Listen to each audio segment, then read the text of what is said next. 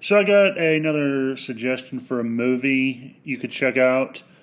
Willie's Wonderland. I recommended last time did okay on BitChute. And I saw this movie that I've already seen before, and I saw it again, and I thought it would make a good recommendation, basically. And I have some notes on it. For those of you who are curious about what I'm talking about Solomon Kane. One part action, one part adventure, one part fantasy, and one part, well, not much else, as far as I can tell. It's a sword and sorcery movie, and this just makes me want a series involved in the sword and sorcery genre. It really does, because up until maybe last year, I didn't know much about sword and sorcery. I don't think I'd even heard of it. Like, I'd heard of Solomon Kane before, but that was it. And this comes had me going, this is awesome. Why is there not more of this? But yeah, going back to the movie, it had an interesting cast. It had James Purefoy, Pete Postlewaite, I think is how you pronounce his name, Max von Sydow, Mackenzie Crook, Philip Winchester from. Oh wait, I forgot to say where some of these guys are from. Purefoy was from Rome, I believe, and Winchester was in Strike Back, I believe. And Jason Fleming, I don't know much about. And there was more, but these are just some people whose faces I actually thought looked familiar. The plot was interesting, and to spare you of some spoilers, I'll be brief. Solomon Kane was a privateer slash pirate, couldn't really remember which, who leads an attack during 1600 in North Africa, if I'm remembering that right. There he learns his soul is damned. Solomon escapes the Devil's Reaper who had come to claim his soul and renounces violence afterwards. And he does this as a result of running into the Devil's Reaper. But because of plot, as you can imagine, things go wrong, and he goes on a quest to save a girl and redeem his soul. That's more or less as much of the plot as I want to divulge. I don't want to, and this is something that if you've seen the trailer for, I won't be spoiling much. Like, the appeal for me was definitely in, like, the content of what happens in the movie, not so much the plot. Like, I loved seeing how these characters interacted, how they did things, and yeah, I just liked the acting mostly. Like, the plot itself wasn't what I liked; it was what was done in, like, it was the meat and potatoes. It was the content inside the movie that had me a little interested and made me like it. And for those of you who are wondering who Solomon Kane is, one, I will be linking to a video by Razorfist, which more or less goes over Solomon. I'm actually looking for more Solomon Kane videos to put links to in the description. But yeah, if you want a really good background information, I will be linking to those videos. But for other background information, I have some for you, and it's this. Solomon Kane was a character created by the pulp legend Robert E. Howard. It was one of his three most well-known characters. He was created, he is as famous, or maybe more famous, depending on how you look at it, as Kull, the exile from Atlantis, and Conan the Barbarian. Like, these were his three most populars, and I think he also did a Western at one point, that's what I heard. But, yeah, these were his three most well-known characters. And from what little I've been reading of the two, I can kind of see why. It sounds like their adventures were pretty interesting. He was first introduced in Red Shadows in August 1928. Solomon Kane was a wayfaring dour swordsman and Puritan who just went on these various adventures. Though there was supernatural stuff in it, I think I heard once there was always a fumbling attempt at an explanation for the stuff that he was seeing. But yeah, there was mainly that. And for those interested in reading about Solomon Kane, just seeing the adventures he went through, I would recommend getting your hands on The Savage Tales of Solomon Kane, which contains the completed stories created by Howard before his unfortunate suicide. And fun fact, the character was also a favorite of H.P. Lovecraft, apparently, who was also good friends with Howard, and they were really good friends, apparently. And yeah, that's all I really want to say on that front. To be perfectly honest, I don't even know where to start on this one. Solomon Kane is kind of sad for me, as I started as I stated on Twitter, and regret nary a word, it is a tragedy that could rival the tale of Darth Plagueis the Wise that this one did not get a sequel, let alone the trilogy that it was intended to have from the start. James Purefoy's performance was more than satisfactory. I thought it was spectacular. The swordplay was interesting. To any fans of the pulps who don't like it because they think it is about a character just named Solomon Kane, I would argue they are correct, sort of, but counter that this is supposed to be an origin story for how he becomes the Solomon Kane you see in the pulps, more or less. And for those of you who thought you misheard me, I will reiterate, trilogy, as in 3 was intended for, like it was intended for there to be a sequel and then a follow-up to that sequel. Why did this not happen? Well, this part is hearsay, but there are two things that I've heard, and both are infuriating as to why it didn't happen. The first reason, it didn't make enough money. This reason, I don't find too suspect. I remember one comment reacting to the trailer was similar to the fans of the pulps believing that this was just a Solomon Kane movie in name only. That I could see being a factor against the movie, and again, I defend the movie, arguing that this was supposed to be an origin story for a movie version of Solomon Kane. So that could have factored into people not wanting to see it. It could also be that a lot of people don't know about Solomon Kane. You have to be a reader of the pulps, or just a very avid reader to know who Solomon Kane is. And maybe some people just didn't find the trailer that intriguing. Maybe they didn't care. But that could have also been a factor. It also could have been some people probably just didn't care enough to look into it. There could be a myriad of reasons why. But I can see the trailer maybe being off-putting to some fans of the pulps. But again, I still defend the film. Regardless of whatever problems it has, I still think it's good. And I wholly recommend it. If I had to give it a rating, 8 out of 10. Or a 7.5 out of 10, maybe. No, 8 out of 10 is that's the hill I'll die on with that one. It was really good. This was my introduction to Solomon Kane. And yeah, it's a really decent film. I like the fact that they gave him an origin in privateering and piracy, because it is mentioned online that Solomon Kane actually knew Sir Francis Drake, who was a privateer, and he was against Sir Francis Drake executing this one schmuck on board of his ship. And apparently it was a famous event in Drake's life that nearly got him into trouble.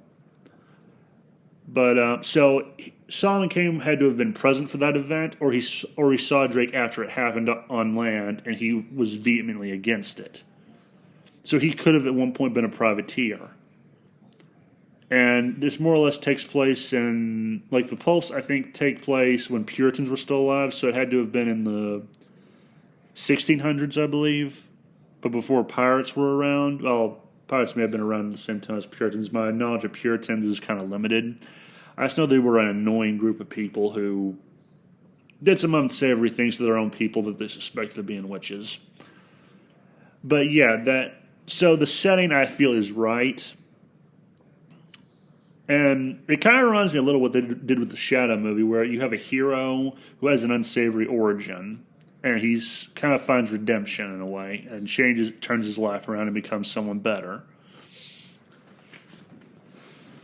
So yeah, I'll move on from there. The second reason why this may not have had a sequel or the trilogy is Hollywood studios were upset they had no say in the movies. Now, this one I do find both suspect and kind of plausible. Studios do love to interfere with movies in the West. That and pandering to China, but stay on topic. This is true and could have been a factor of maybe they tried to screw with the movie and made it harder for them to get financing or whatever. But at the same time, I don't know how true that is. Wouldn't surprise me, though, given how stupid and petty Hollywood can be.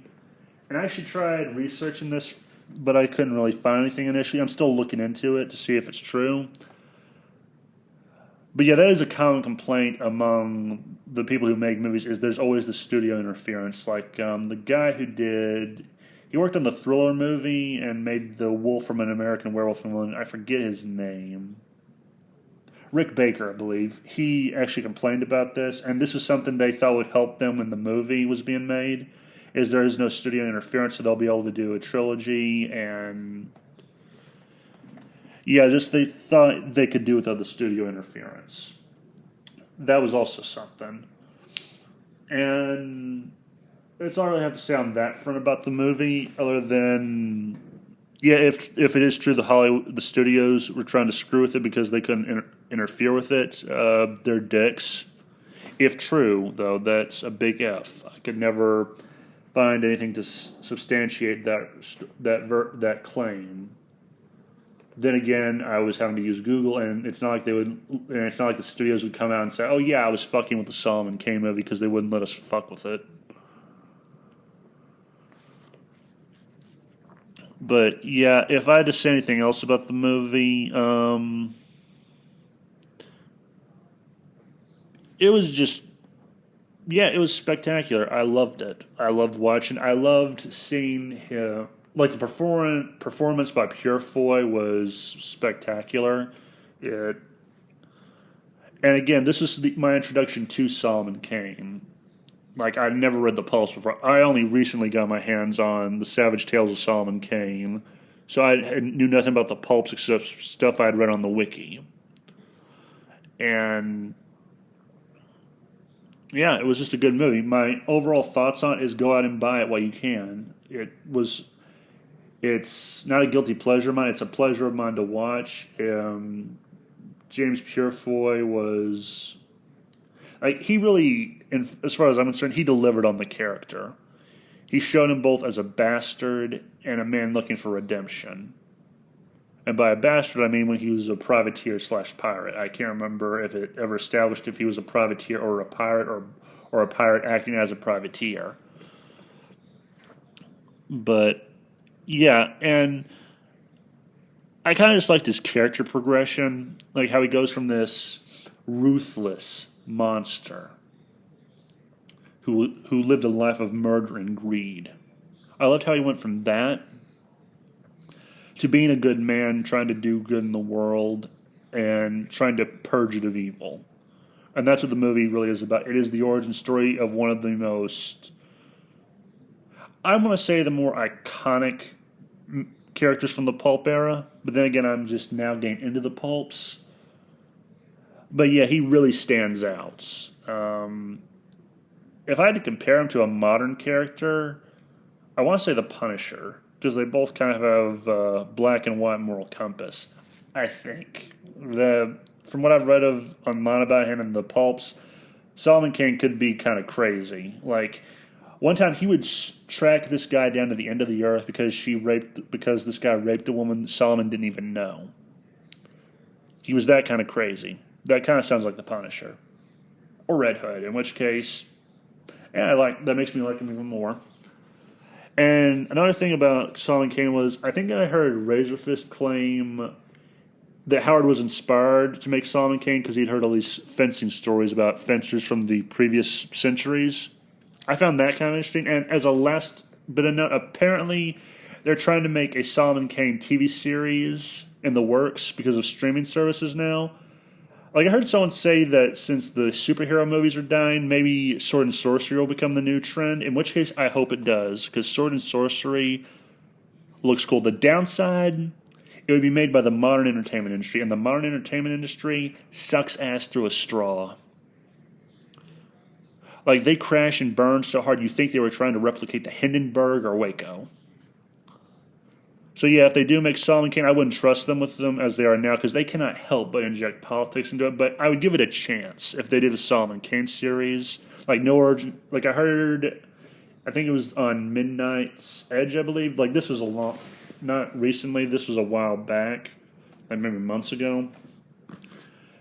Where and they actually had Razorfist on for this, which I thought was kind of interesting when he was talking about this stuff. was they were in the development stage, like it wasn't off the ground yet. But I would be fingers crossed if they could just be faithful and do due diligence and try to do the character justice. If they set out to do that, I would not care what their politics were. Actually, I still don't. I just want them to make a good Solomon Kane series. I want it to be about a wayfaring Puritan swordsman who's very skilled with a sword, a flintlock, and a wheellock, and who and plus, it would be a nice change of pace from the whole moral ambiguity we've seen now. Like Solomon Kane and the Shadow and a bunch of these pulp guys, they were binary moral characters, and I think we need that now because we can't even have good villains anymore. Like, villains used to be someone you would be afraid of to be in a room alone with. Now there's someone you feel sorry for. And, yeah, it's gotten to be an annoying trend. And that's really all I wanted to say on the movie is it's good. Go out and, if you don't want to buy it, look it up online. Find clips of it. Just really give it a chance. You might like it.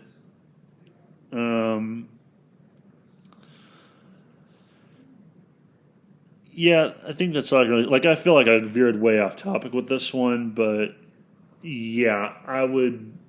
Actually, I'm not just suggesting the movie, I'm also suggesting the pulps. Like, again, it's called The Savage Tales of Solomon Kane. It contains a lot, I'm pretty sure it contains all the completed stuff that Howard made in his life before he killed himself, which was sad. I feel sorry for Lovecraft. That was probably his best friend. Yeah, and there's also if you're a Conan fan, there's actually a complete collection of the Conan books. They're in 3 volumes. I found one at Barnes and Noble. But yeah, they're interesting. So yeah, I would recommend that as well. Like if you're a reading fan, there's also comics of it. I think there's a comic adaptation of a poem about him called Homecoming. It sounds good, and it gives hints to the man behind the mystique. Like, you get some hints of the humanity Solomon Kane actually had. And, yeah, that's all I can really think to say. Have a nice day. Give it a chance, pagan scum. And, God effing I'm just kidding. Remember, the game was rigged from the start.